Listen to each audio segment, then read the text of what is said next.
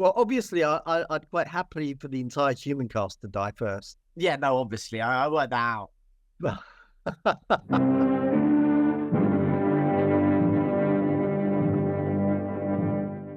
Welcome back to the Modern Horror Stories podcast with Jamie, Dave, and Alex. And today we're going to be talking about the 1984 movie Gremlins, directed by Joe Dante. So, shall we reveal our scores? Oops. Yeah, that was a previous score. So, 10 for me. We all pretty much like this film. Who'd like to give it a synopsis?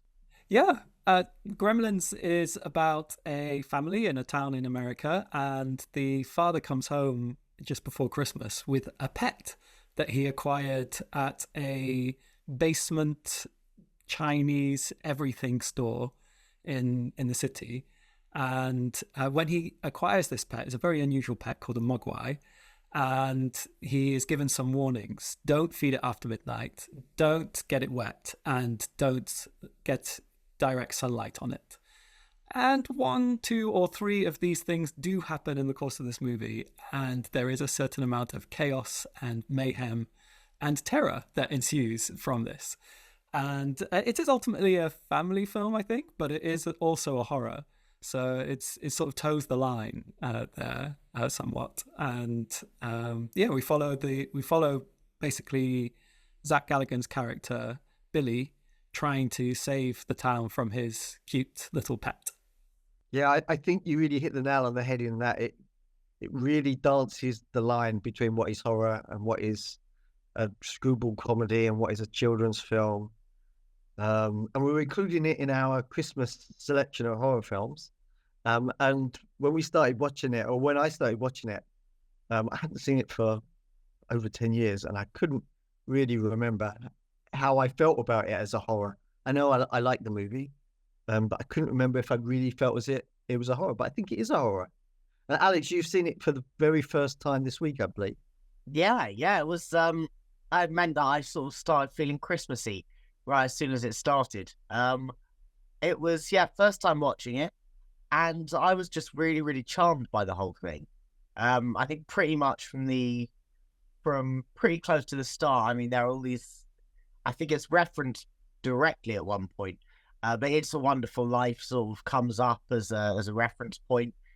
Even the way that sort of Mrs. Deagle comes into the bank and starts berating main character and his dog.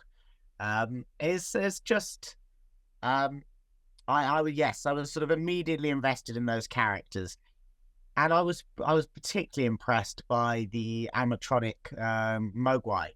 I thought the way that sort of Gizmo moved about and stuff, well, it was just it was adorable.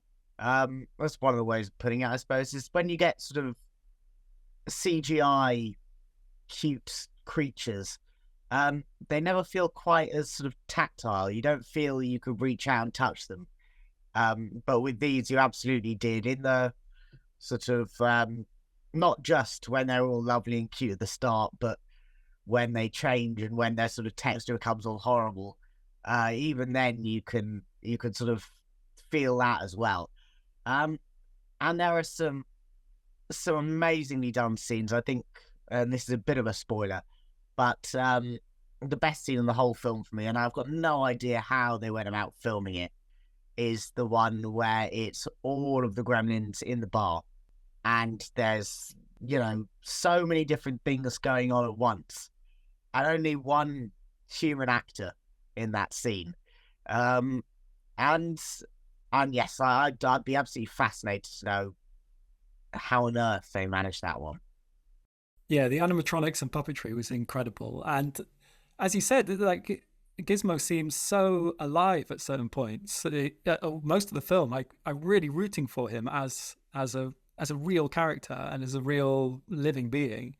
And part of that is his voice acting. Whoever's doing the voice acting does a wonderful job, and he just adds little bits in that maybe the actual human characters don't necessarily notice, but all the time. But sometimes he's like, uh-oh, and we know something bad's about to happen, but maybe the humans aren't necessarily picking up on it always.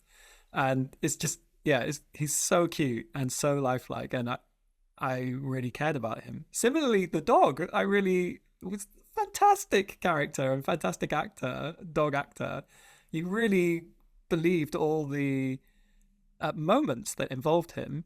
He was at times in danger, at times upset, at times I'm out of here, and you really got the feel of those moments. I don't know how they pulled it off with either the puppetry or the dog, but they were really wonderfully done, very realistic.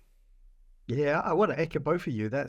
Is so true, especially the fact that I feel like you've got the dog in some scenes with the puppet, and sometimes that can be really jarring when you're looking at one real animal and another puppet with a hand stuck up it. But I never felt that antagonism in those scenes.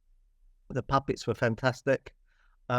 Here's a bit of trivia that I discovered, and that is that Gizmo was only supposed to be in the first half of the film. Yes, I read this as well, and then they just I think Gizmo was originally supposed to turn into Stripe. That's correct, yeah. And obviously, no, Gizmo's sort of far too good a character to just let go like that. Yeah, I think it was a good choice. And my first thought on reading it was, as someone as you know, that I write and direct, and when I hear that writers have had their scripts changed, there's always part of me that dies. I think, how can they ruin the vision? But that was such a great choice and such a major choice and change to make that, quite often like producers and advisors can get it right and improve a vision. I think conceptually, the idea of something so cute and sweet and innocent turning into a monster is, I mean, it's been done before, but it's a really great idea, and it is almost more terrifying. But I think for this film, it definitely works, having Gizmo stay as Gizmo throughout, and we see his reactions to things, and it's so sweet. He's like the one gremlin that doesn't want to be a monster. The others actively try to become monsters, and even before they turn into monsters, they've already attacked the dog, and yeah. I think that one choice is the thing that makes this film so difficult to place, because if Gizmo had turned into a horror creature as well, then it would be much more like a typical horror, where you've got the humans against the gremlins at the end. But because we have that anchor with the cute thing all the way through it, it makes it a much more interesting mix, interesting balance. Dave, I know you've expressed before how much you dislike dogs being hurt in films. So if there was a choice here in this film between the dog and the gremlin and Gizmo, what do you go with? Oh, wow, Alex, that's such a big question. Oh my God. Oh, well, obviously, I'd quite happily for the entire human cast to die first. Yeah, no, obviously, I worked that out. Yeah, I guess the dog has to survive. Okay, yeah, it's a tough choice. Tough choice. But you've got to stay with your principles. And exactly. One of yours is do not kill off the dog in a horror film. Exactly. I'm glad they didn't. Sorry, spoiler alert. No, I think it would have been a very different film if they killed off the dog. It would have, suddenly just, turned the wrong way. And I would actually, speak of that, there was another thing that I read, was that in the US, they've got their rating system for films. I don't know if you saw this, Dave, when you were doing your, but they used to have just G, PG, R, and X. And then because of this film, and I think one of the Indiana Jones ones, they ended up adding a PG-13 rating. And you can sort of see it. You could, watching this film, you think, oh yeah, this is sort of a perfect starter horror film. I think if you had 7, 8-year-old kids, this would be a way of getting them into horror films. Absolutely. I also, you reminded me of another. The only other piece of trivia that I found was that in the original screenplay they did kill the dog. Oh no! Yes, absolutely. In the Whoa. original screenplay, the Gremlins eat the dog. Oh no! I know, Oh, and dear. the mother's head is, and the mother is decapitated as well. Yes, no, I read that. Yeah, that's quite something. Yeah. I Wow. don't think it'd be such an good entry point for kids if we had No. those two scenes. It's Wow. but yeah, I mean, you could see it's a Chris Columbus film, sort of. I mean, watching, say, the first couple of Harry Potter films, you can see the connection there, and yes, I was just sort of overwhelmed by how cute I thought Gizmo was. I mean, I loved everything about it. I loved the score by Jerry Goldsmith. It's got a fantastic Christmas feel. It had to be set at Christmas. It wouldn't have worked, I don't think, in a different time of the year. It had great humor. For me, there was the exact amount of teen romance as well. It wore all its influences on its sleeve, really directly showing us clips from Body Snatchers and It's a Wonderful Life. The puppetry was great. I think it wouldn't be so good with today's CGI. And as such, I gave it a really high score. However, you guys weren't quite as high as me. So what were the things that maybe weren't completely to your taste? Well, there are a couple of things that I'm gonna change tomorrow if we do our little sort of one of them was should I save them for tomorrow, actually? Save them for tomorrow. Well, it's up to you. Yeah, tell us now. Give us a hint. Okay. I would have dialed down slightly how stereotypical I made the Chinese man at the start. I would have made him more like a sort of, I don't know, second generation immigrant or something. Somebody who just happens to have this Mogwai rather than this guy who's sort of got all the secrets to the universe. But that's just me. And I think, to be honest, otherwise, I was incredibly pleased with it. I thought it was very, very tight. One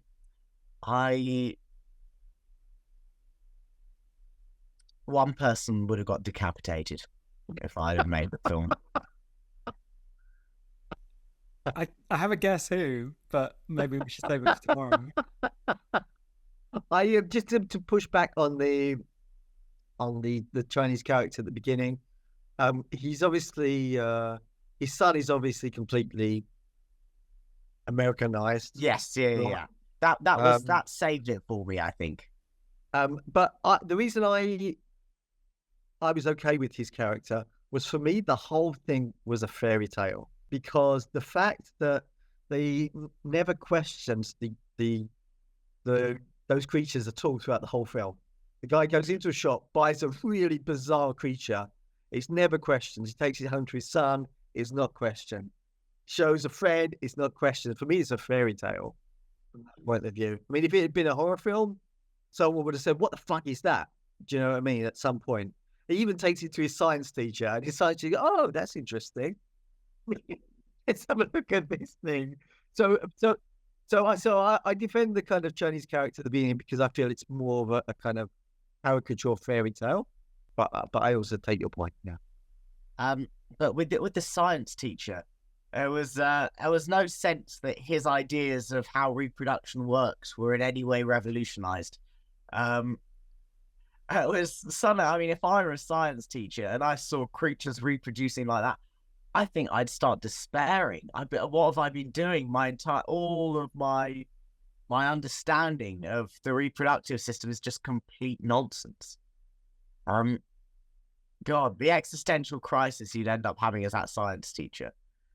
Maybe that's what Gremlins 2 should have been. Just the kind of a deep dive into the traumatized mind of this science teacher. A little character piece. I have to say, when I first watched this film, I thought the science teacher. Oh, spoiler alert! I thought the science teacher died, but now I'm not 100% sure that he did. I thought his head got eaten when I first watched this. I guess we don't 100% find out, but it does look like he gets stuck with a tranquilizer or something. But I didn't notice that when I was a kid watching it. I just thought the gremlin ate his head. Because we never see his head again. Also, I really wonder why, it's not a complaint, but I wonder why the science teacher was portrayed almost in a villainous light. Like, he's like, now, buddy, this isn't going to hurt a bit. And like in this ominous lighting, and he's approaching the gremlin with a needle.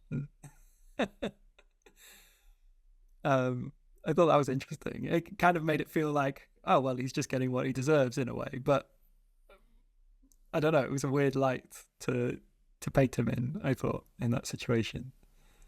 And Jamie, you haven't seen it for a while, but you had seen it before. Yeah. So how did it stand up in your memory? So I think part it's hard to judge it now freshly, because so much of my enjoyment of the film is based on the nostalgia I have for the film. But I think a lot of that still stands. Like, it's just magical to see a town covered in snow, and it's always snowing. And as you said, the teenage romance is lovely. It's not too heavy, not too abstract. It's just there, gently there. And the magic and wonder of Gizmo is amazing. And things that I appreciate now that I probably didn't when I was a kid is just how real the characters feel. Even though it's a fantastical situation, I really believe the mother. I really believe the father.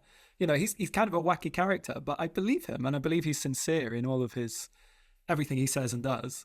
And he's acted really well as well. And the same with Billy and Kate. I thought they were very convincing and sort of personable people. I felt I could relate to them.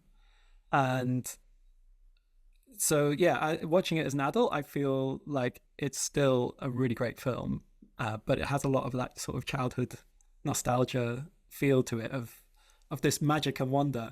And I remember when I was a kid watching it, I was amazed by all of the dad's inventions, Rand Peltzer's inventions. I was like, wow, that's incredible. And I thought he was just like really unlucky that they kept breaking down when he was showing people.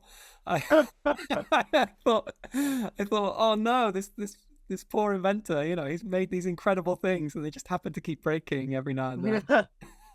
It didn't occur to me that they might be ridiculous or made. Which, yeah, I thought that was quite fun. I still think they're quite fun inventions, but I don't necessarily see them as revolutionary and groundbreaking as I did when I was a kid. You know, I loved him as a character, and I think he fed into the fairy tale thing that Dave was talking about. He felt like he could have come out of Roald Dahl or something like that. Yeah. The idea that he was sort of, you know, creating this Swiss Army knife for going to the toilet. It's just funny, and the way that he takes it so seriously, and he's so sort of, he's, you know, yes, I'm the next Thomas Edison. Here's my Swiss Army toilet knife. Yeah, he's played so straight, and no one ridicules him. It's really nice.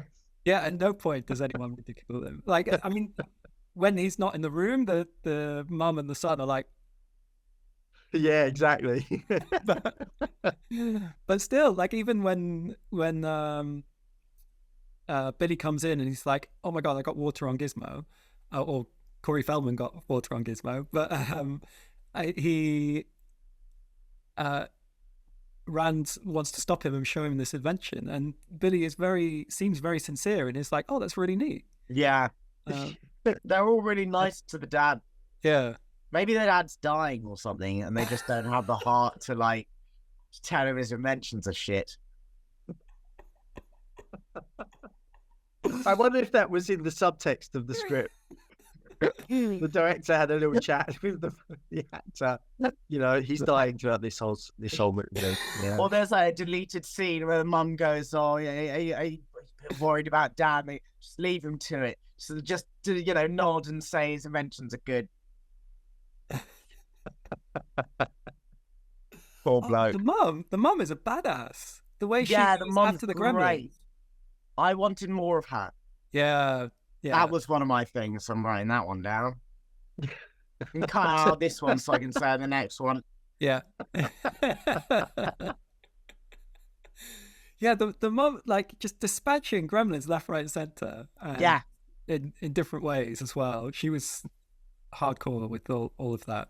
And they were ferocious. They attacked her ferociously, and she was stabbed, microwave. The microwave was brilliant. Yeah. Yeah. She almost got rid of all the Gremlins before the chaos started. I think was it only Stripe left after her? Oh, sorry. I think so. Yeah, I think so. It was just Stripe at the swimming pool, wasn't it? That turned the whole thing around. Yeah. So, on that note, let us know how you felt about Gremlins in the comments below. Join us perhaps tomorrow to find out how we would make this movie even better, or maybe in a few times more for the next of our Christmas horror movie reviews. So hopefully see you again.